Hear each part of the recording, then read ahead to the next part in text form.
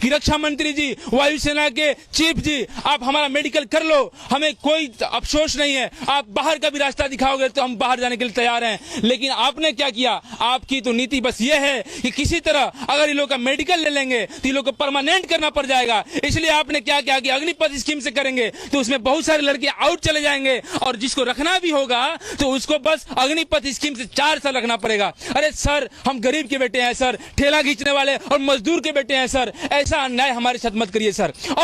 और एक बात बताना चाहते हैं, तुम लाख गिनाओ अपने फायदे अग्निपथ और अग्निवीर की योजना की, लेकिन मैं एक बात बताना चाहता हूं कि कभी कब्र पे हवेली नहीं बनती है, कभी कब्र पे कभी आपका बंगला नहीं बन सकता है। और अगर तुम उस बंगले, उस 7,000 बेटों का, उन दर्दों का अगर तुम कब्र बना के अग्निपथ स्कीम भी लागू करोगे तो हमारी मां रोएगी। और कल का न्यूज देख लो सर, आप कल के न्यूज में मोदी जी की माता जी का बर्थडे था। मैं सम्मान के साथ कहता हूं कि मोदी जी ने कहा कि मां एक शब्द नहीं है, लेकिन सर कल मेरी मां ने रोया है, कल मेरी मां ने फूट के कहा है कि बेटा तुम्हारे लिए तो मेरे अंदर बहुत सपना था कि तुम नौकरी पा जाओगे तो गरीबी दूर हो जाएगा।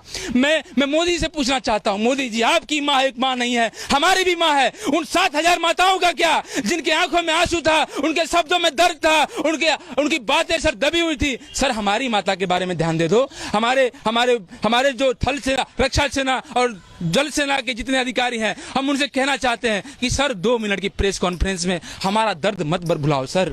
हमारे इस आंसू को तुम खून के आंसू की तरह समझो, क्योंकि ये आंसू ही सिर्फ नहीं है। और सर ये जो हमारा हाथ था, वो हाथ तिरंगे झंडे को सैल्यूट करने के लिए पैदा हुए थे, मां भारती के लिए पैदा हुए थे कि हम जब जाएंगे सेना में तो एक सम्मान की जिंदगी जिएंगे। लेकिन किस प्रकार से आज ये कहा गया है कि 4 साल भर्ती के बाद आपको कॉर्पोरेट सेक्टर में लोन दिया जाएगा। हमको तुम लोन दोगे? हम पैसा के लिए आए थे यहाँ।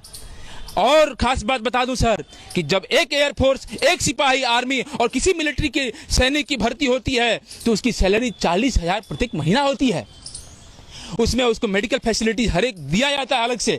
लेकिन अब ये स्कीम जो है वो 21,000 महीना देगी, और हमारे पैसे को काट कर ही लोग बोल रहा है कि आप लोग को तो 12 लाख रुपया एक मुफ्त दिया जाएगा। अरे किसको मूर्ख बना रहे हो सर? हम भी विद्यार्थी हैं, हम जानते हैं क्या मूर्ख बना रहे हो। छलने का मत करो, इतना भी गरीब है, लेकिन हमारे माता पिता ने उस गरीबी में भी हमें पढ़ने का हमेशा अधिकार दिया है। हम हार नहीं मान सकते हैं, हम कोर्ट तक भी जाएंगे।